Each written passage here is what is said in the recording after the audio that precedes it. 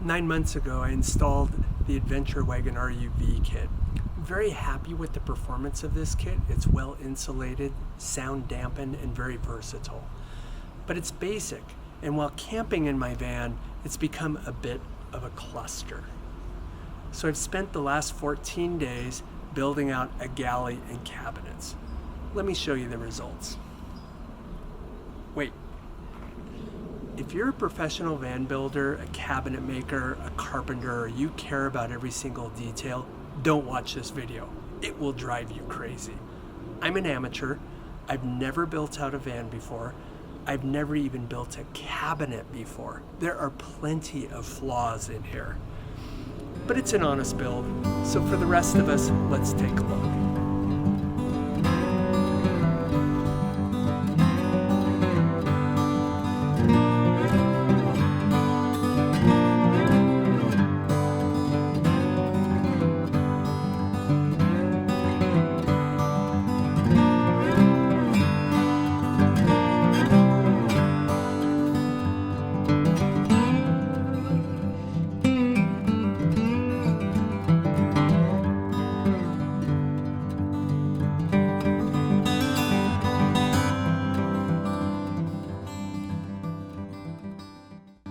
The cabinets were framed with 15 series 80/20 aluminum extrusion.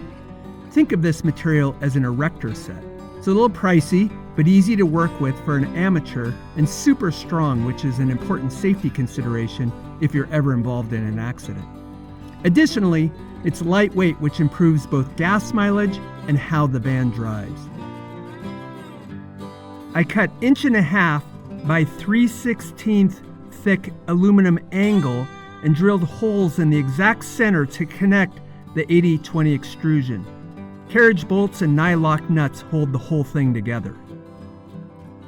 The frame is attached to the L-track of my Adventure Wagon RUV kit using L-track stud fittings, and it's secured to the 3/4 inch plywood floor every 12 inches with wood screws. With the frame installed in the van, the whole thing is bomb-proof. I added the plumbing, wiring, and propane system. This took a little design work and tinkering. I wasted some time and money trying to get components to work from Home Depot.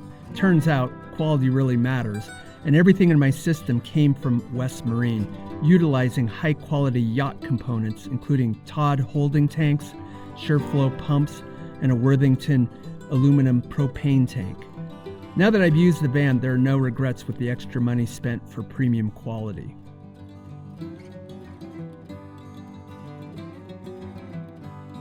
Finally, the cabinets were skinned with 1/2 inch birch plywood.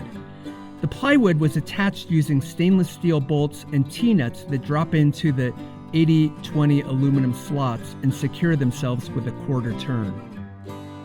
Here are the finished cabinets without the Moab bed installed, which I'll show you in a minute. Aesthetically, in my estimation, the whole project passed the 10-foot or 2-beer rule. It looks pretty good from 10 feet or after a couple of beers, but you might think differently.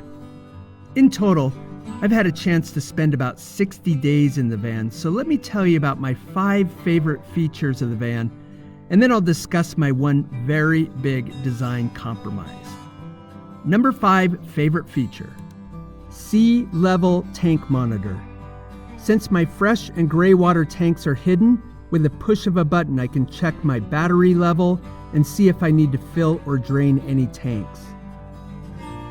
Number 4 favorite feature: the CAN integrated propane stove and sink with an on-demand faucet.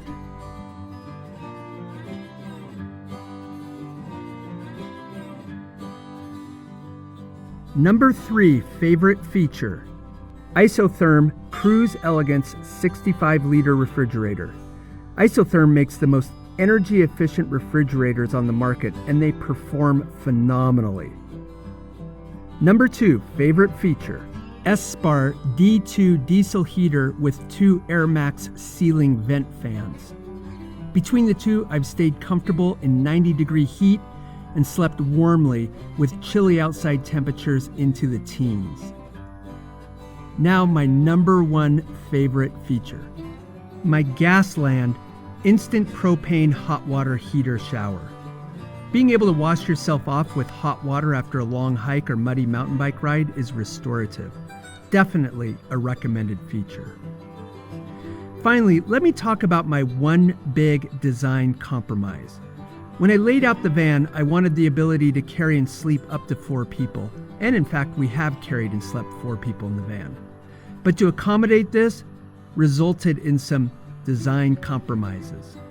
First, we installed Adventure Wagon's Moab bed, which is really large and comfortable for 2, but it sits above our cabinets, making them a little bit awkward at times to access, or you need to access them from the back of the van. It's not terrible, but a little inconvenient.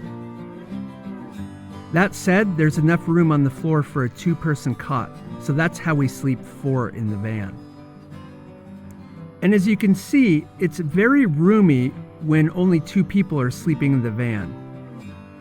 To actually seat 4 people,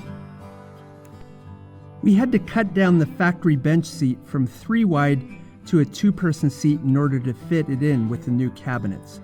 The seat snaps in and out, but is a little bit awkward to move. I looked everywhere and did not find another option for a seat that can pop in and out. When we go to camp, we remove the seats. Imperfect, but it works.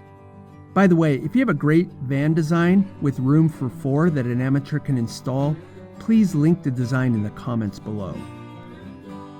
The vast majority of the time, there are only 2 of us using the van.